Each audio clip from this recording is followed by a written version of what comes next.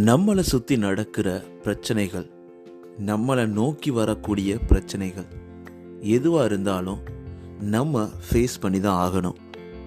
ஆனால் நிறைய நேரங்களில் நம்ம கண்ட்ரோல் பண்ண முடியாத பல விஷயங்களை என்னால் கண்ட்ரோல் பண்ண முடியும் அப்படின்னு நினச்சி அதையே நினச்சி உழண்டு அதையே நினச்சி வருத்தப்பட்டு எதுலையுமே கான்சன்ட்ரேட் பண்ண முடியாமல் எல்லாத்தையும் இழந்து அழுகிற வாய்ப்புகள் நிறையாவே இருக்கும். நமக்கு நாளைக்கு வரக்கூடிய மழை, நம்ம வாழ்க்கையில் இருக்கிற ரிலேஷன்ஷிப், நல்ல மனிதர்களாக இல்லாத நட்பு, நம்மளை பற்றி பேசுகிறவங்க, இந்த மாதிரி எதுவாக இருந்தாலும் ஒரு சில விஷயங்களை நம்மளால் கண்ட்ரோல் பண்ண முடியும், ஒரு சில விஷயங்களை நம்மளால் கண்ட்ரோல் பண்ண முடியாது.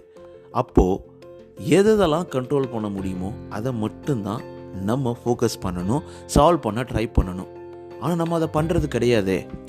நிறைய நேரங்களில் நம்ம கண்ட்ரோல் பண்ண முடியாத விஷயங்களை தான் நம்ம நிறைய கண்ட்ரோல் பண்ண ஆரம்பிக்கிறோம். என்னப்பா இந்த control? So stop trying to control the things which you don't have a control. எதை உங்களால் மாற்ற முடியுமோ மாற்றி அமைச்சு வாழ்க்கையை வெற்றி பெறுவது எப்படி, வாழ்க்கையை சந்தோஷமாக வாழ்வது எப்படி அப்படின்ற ஒரு அழகான கருத்தோட நிறைய டிப்ஸை இந்த எபிசோடில் உங்களுக்காக கொண்டு வந்திருக்கேன். தொடர்ந்து இணைந்திருங்கள். நீங்கள் சிரிக்கின்ற போதிலும் அழுகின்ற போதிலும் வழித்துணை போலவே என் குரலுடன் தோன்றுவேன். நீங்க கேட்டுக்கிட்டு இருக்கீங்க RG Mano, Tamil self help improvement motivational podcast. இது உங்களோட நம்பிக்கை. உங்களால் நான், உங்களால் மட்டுமே நான். அனைவருக்கும் அன்பான வணக்கங்கள். நண்பா, நண்பி, எல்லாரும் எப்படி இருக்கீங்க? உங்களுடைய ஒரு சூப்பர் ஃபென்டாஸ்டிக்கான லைஃப்பில் நீங்கள் அமேசிங்காக ட்ராவல் பண்ணிக்கிட்டு இருக்கீங்க அப்படின்றது எனக்கு நல்லாவே தெரியும். இல்லை நண்பா, கொஞ்சம் டல்லாக தான் போகுது, என்ன பண்ணுறதுன்னு தெரியலை அப்படின்னு யோசிச்சுட்ருக்க நம்ம நண்பா நண்பிகளுக்கும் வாழ்க்கை என்று போல் என்றும் இருக்காது. நல்லது நடக்கும், நல்லதாக நடக்கும், எல்லாம் மாறும், எல்லாவும் மாறும் அப்படின்ற ஒரு சந்தோஷத்தோட வாழ்க்கையை பார்க்க ஆரம்பிப்போம். கண்டிப்பாக அட்வைஸ் பண்ணுறது ஈஸிப்பா அப்படின்னு நீங்கள் சொல்கிறது எனக்கு கேட்குது. ஆனால் வேறு வழியே கிடையாது. நம்ம மனசை நம்ம தேத்திட்டு தைரியமாக ஃபேஸ் பண்ணி தான் ஆகணும். கண்டிப்பாக நம்ம நண்பா நண்பிகள்லாம் நீங்கள் அதை ஃபாலோ பண்ணிக்கிட்டு இருக்கீங்க அப்படின்ற சந்தோஷமும் எனக்குள்ளே இருக்குது. உங்களுடைய சப்போர்ட்னால தான் இந்த அளவுக்கு என்னால் ஃபாஸ்ட்டாக ரன் பண்ண முடியுது. நம்மளை நோக்கி நிறைய நல்ல நண்பா நண்பிகள் நம்மளுடைய பாட்காஸ்ட் லிசன் பண்ணிகிட்டு இருக்கிறாங்க. அது மட்டும் இல்லாமல் உங்களோட சப்போர்ட்டை கொடுத்துக்கிட்டு இருக்கீங்க. உங்கள் சப்போர்ட்டை தொடர்ந்து கொடுத்துக்கிட்டே இருங்க. நீங்கள் எந்த பாட்காஸ்ட் பிளாட்ஃபார்மில் லிசன் பண்ணாலும் மறக்காமல் சப்ஸ்கிரைப், ஃபாலோ பண்ணிவிடுங்க நண்பா நண்பி. அது மட்டும் இல்லாமல் நீங்கள் ஸ்பாட்டிஃபைல இல்லை ஆப்பிள் பாட்காஸ்ட்டில் லிசன் பண்ணுறீங்கன்னா உங்களுடைய 5 ரேட்டிங்ஸை தொடர்ந்து கொடுத்துக்கிட்டே இருங்க. அது எனக்கு ரொம்பவே யூஸ்ஃபுல்லாக இருக்கும். அது என்ன உனக்கு யூஸ்ஃபுல்லாக இருக்கும், நமக்கு யூஸ்ஃபுல்லாக இருக்கும். ஏன்னா நம்மளுடைய பாட்காஸ்ட்டை நிறைய நல்ல நண்பா நண்பிகள் கேட்க ஆரம்பிப்பாங்க. அதனால் எனக்கு என்ன கிடைக்கும் அப்படின்னா உங்களுடைய புன்னகை, உங்களுடைய சந்தோஷம் மட்டும்தான். இதனால் 0 மானிட்டரி பெனிஃபிட்டோட இந்த பாட்காஸ்ட்டை 220க்கு மேலே எபிசோட்ஸை ரன் பண்ணிக்கிட்டு இருக்கேன். அது எல்லாமே உங்களுடைய சந்தோஷத்துக்காக தொடர்ந்து இதை நான் ரன் பண்ணிக்கிட்டே இருக்க போகிறேன். ஏன்னா இதில் கிடைக்கக்கூடிய சந்தோஷம் உங்களுடைய சந்தோஷமும் என்னுடைய சந்தோஷமும் மட்டும்தான். ஆல்ரைட், உங்களுக்காக ஆர்ஜே மனோ ஸ்கூல் இன்ஸ்டாகிராம் வச்சு எப்பயுமே வெயிட் பண்ணிகிட்டு இருக்கேன். உங்களுடைய மெசேஜ், உங்களுடைய தாட்ஸ், உங்களுடைய ஃபீட்பேக், இல்லை அடுத்த எபிசோடு என்ன பண்ணலாம், இல்லை நீங்கள் இந்த பாட்காஸ்ட்டில் பேசணும் அப்படின்னாலும் நீங்கள் என்னை காண்டாக்ட் பண்ணலாம். அதுக்கப்புறம் நம்ம இந்த பாட்காஸ்ட் சேனலோட ஒவ்வொரு எபிசோடில் டிஸ்கிரிப்ஷனில் நான் வாட்ஸ்அப் சேனலில் கொடுத்துட்ருக்கேன். அதில் நீங்கள் ஜாயின் பண்ணிக்கலாம். So certain number of people அதில் ஜாயின் பண்ணும்போது டெய்லி உங்களுடைய மனசை உந்தி தள்ளக்கூடிய நிறைய மோட்டிவேஷனான டீட்டெயில்ஸ் நிறைய அனுப்பலாம் அப்படின்ற மாதிரி நான் ஐடியா பண்ணியிருக்கேன். பட் அது எல்லாமே உங்களோட சப்போர்ட்னால தான் இருக்கும். இப்போ வரைக்கும் ரொம்ப 10க்கும் குறைவான நண்பா நண்பிகள் தான் ஜாயின் பண்ணியிருக்கீங்க. But I will be waiting. எல்லாத்துக்கும் டைம் எடுக்கும், நடக்கும் அப்படின்ற ஒரு சந்தோஷம் எனக்குள்ளே இருக்குது. ஆல்ரைட், நம்ம டாபிக்குள்ளே போக போகிறோங்க. ஸோ நம்ம வாழ்க்கை ஏண்டா இப்படி போகுது அப்படின்னு நம்ம எண்ணம் வராத ஆட்களே இந்த உலகத்தில் கிடையவே கிடையாது. இந்த உலகத்தில் எவ்வளோ பெரிய வெற்றியை அடைந்து சிகரத்தில் உட்காந்துருக்கவங்களாலும் சரி, இல்லை நான் வெற்றியை அடைய போகிறேன்னு சொல்லிட்டு ஒவ்வொரு ஸ்டெப்பாக ஏறிக்கிட்டு இருக்கவங்களாம் சரி, இல்லை வெற்றியே வேணாம்னு நினச்சிருந்தாலும் சரி, எல்லா நேரங்கள்லையும் நம்ம மனசில் தோணக்கூடிய ஒரு விஷயந்தாங்க. நம்மளை நோக்கி நிறைய கற்களும் நிறைய பூக்களும் வரதான் செய்யும். ஆனால் எப்போ கற்கள் வரும் எப்போ பூக்கள் வரும் அப்படின்றத நம்மளே ப்ரெடிக்ட் பண்ண முடியாத அளவுக்கு வாழ்க்கை பயணிக்க ஆரம்பிக்கும். ஆனால் நம்மளுடைய எண்ணங்கள் நம்ம வாழ்க்கையை ஒரு ஸ்ட்ரைட்டான ஒரு பாதையில் உங்களுடைய கோலை அடைய இழுத்து செல்லும் அப்படின்றதுல எந்த ஒரு நம்பிக்கையும் உங்களுக்குள்ளே இருக்கணும். அந்த நம்பிக்கையை எடுத்து தான் நம்ம நகல ஆரம்பிக்கணும்.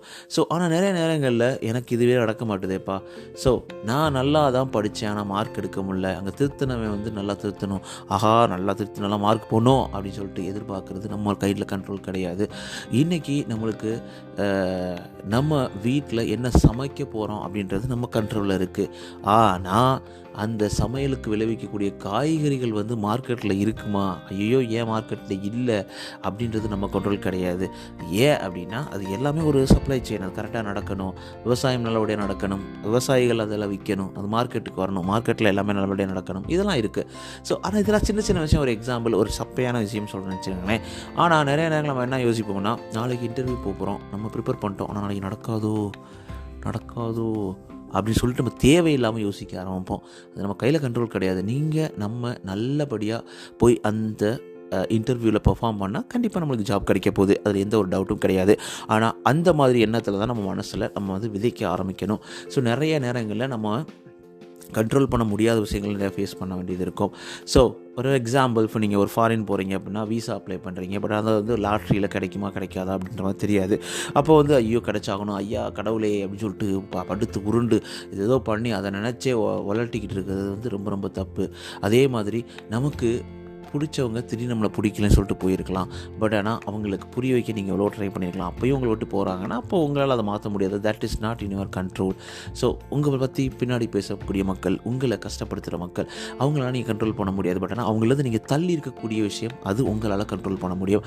இந்த மாதிரி ஒவ்வொரு விஷயமும் நம்ம எதெல்லாம் கண்ட்ரோல் பண்ண முடியாது அப்படி லிஸ்ட்னு போட்டோம்னா நிறைய இருக்கும். ஆனால் ஃபைனலாக நம்ம என்ன எடுத்துக்கணும்னா, கண்ட்ரோல் பண்ண முடியாத விஷயங்களை நினச்சி கஷ்டப்பட்டு உலண்டு மனசெல்லாம் அப்படியே ரொம்ப கஷ்டப்படுத்தி என்ன நடக்க போகுது, ஒன்றுமே நடக்க போகிறது கிடையாதுங்க. ஸோ அப்போ எப்படி நம்ம அதை ஸ்டாப் பண்ணுறது?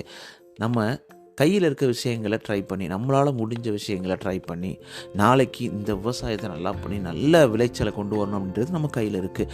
ஆனால் மழை பெய்யுது அதனால் அது அழிஞ்சு போயிடுது அப்படின்னா அது கண்ட்ரோல் கிடையாதுங்க.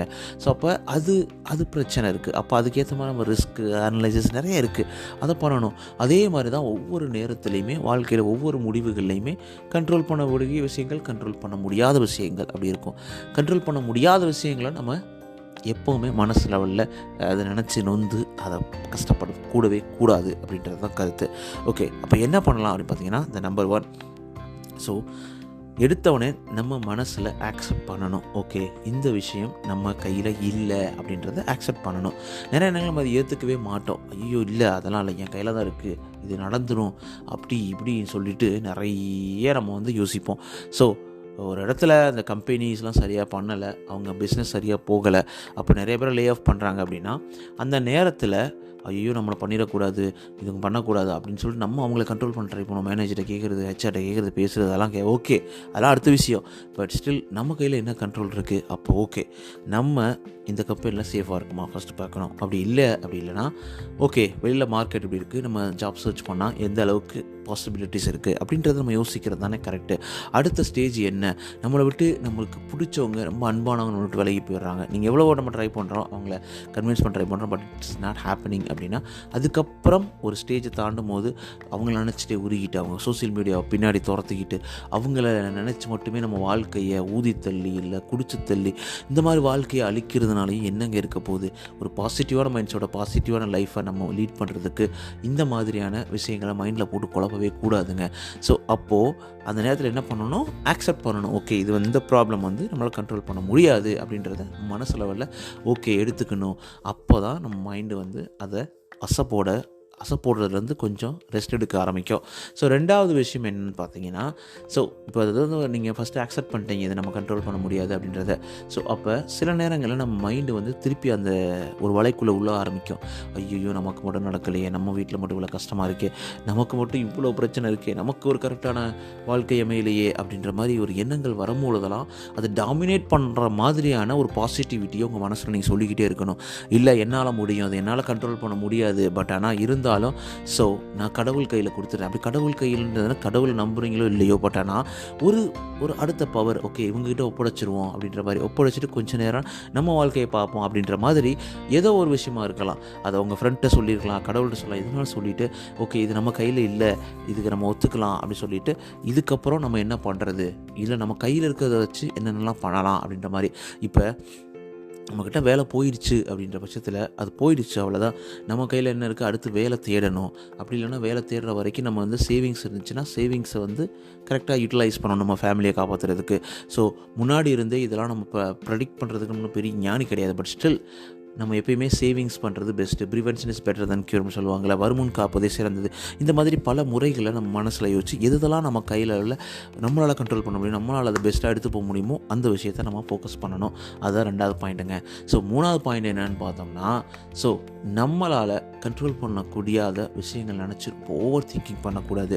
ஐயோ இது இப்படி ஆயிருமோ, அப்படி ஆயிருமோ, அதுவாயிருமோ, இதுவாயிருமோன்னு சொல்லிட்டு பண்ணவே கூடாது. அதுக்கு என்ன பண்ணணும்னா டிஸ்ட்ராக்ட் பண்ணணும். நம்ம மைண்டை நல்லாவே டிஸ்ட்ராக்ட் பண்ணணும். ஓகே இந்த விஷயத்தை நோக்கி நம்ம போகும்போது இல்லை இதுலேயே நம்ம உட்காந்துக்கிட்டு இருக்கும் போது தான் இருக்கும். அப்போ நல்ல ஒரு எக்ஸசைஸ் பண்ணலாம், வெளில போகலாம், ஒரு நல்ல வாக்கிங் போகலாம், இல்லை ஏதாவது நம்மளுக்கு பிடிச்ச விஷயங்களை பண்ணலாம், படம் பார்க்கலாம், நம்மளுக்கு பிடிச்சவங்ககிட்ட பேசலாம். இந்த மாதிரிலாம் பண்ணும்போது ஈஸியாகவே அந்த ஒரு ஸ்ட்ரீம் இருக்குல்ல, அந்த நீரோடை இருக்குல்ல, ஒரு என்ன சொல்கிறது, அது ஓவர் திங்கிங் அப்படின்ற மாதிரி ஒரு நீரோடையிலேருந்து வெளியேறி ஒரு நல்ல ஒரு பாத்தில் கொஞ்ச நேரம் சலனமாக இருந்து வாழ்க்கையை நன்றாக கொண்டு போகலாம் அப்படின்றது தான் 3வது கருத்து.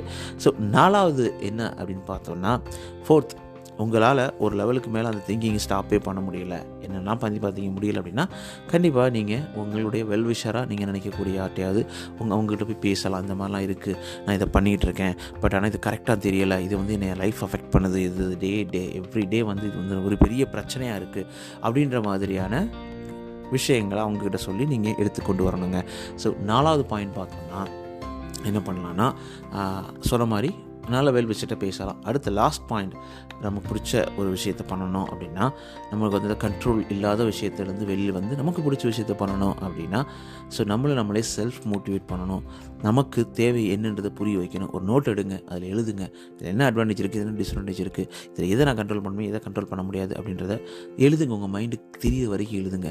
இல்லை அடுத்த டைமும் எழுத முடியல, அது அடுத்த டைமும் கேட்க மாட்டுது, திருப்பி பழையபடி தான் போடுது அப்படின்னு பார்த்தீங்கன்னா, திருப்பி அதை எழுதுங்க. அந்த ஒரு விஷயத்தை நீங்கள் திருப்பி இந்த நோட்டில் எழுதும் பொழுது அது உங்களை அறியாமலே உங்கள் மனசை பதிய ஆரம்பிக்கும், உங்கள் மனசுக்கு புரிய ஆரம்பிக்கும், உங்களை கஷ்டப்படுத்தாது. ஸோ அதுக்கப்புறம் நம்ம கண்ட்ரோலில் இருக்க விஷயங்களை நினச்சி கண்ட்ரோல்டாக இருந்து லைஃப்பை சூப்பராக கொண்டு போகலாங்க.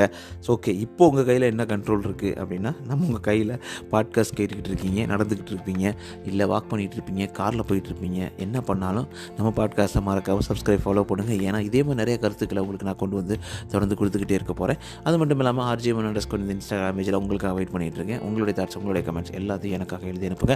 ஸோ அதை படித்து தெரிஞ்சு உங்களுக்கே நான் பேசணும், உங்கள்கிட்ட பேசணும் அப்படின்ற ஆசை நிறையவே இருக்குது.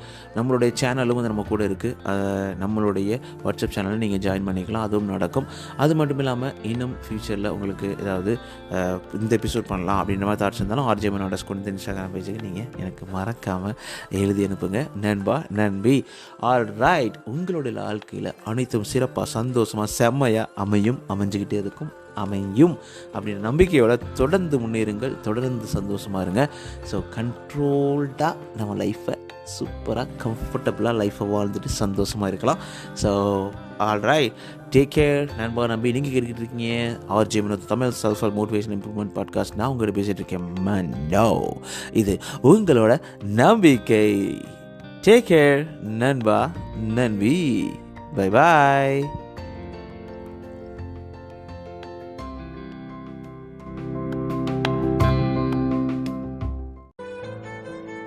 நீங்கள் சிரிக்கின்ற போதிலும் அழுகின்ற போதிலும் வழித்துணை போலவே என் குரலுடன் தோன்றுவேன். நீங்க கேட்டுக்கிட்டு இருக்கீங்க RJ Tamil self help improvement motivational podcast. இது உங்களோட நம்பிக்கை. உங்களால் நான், உங்களால் மட்டுமே நான்.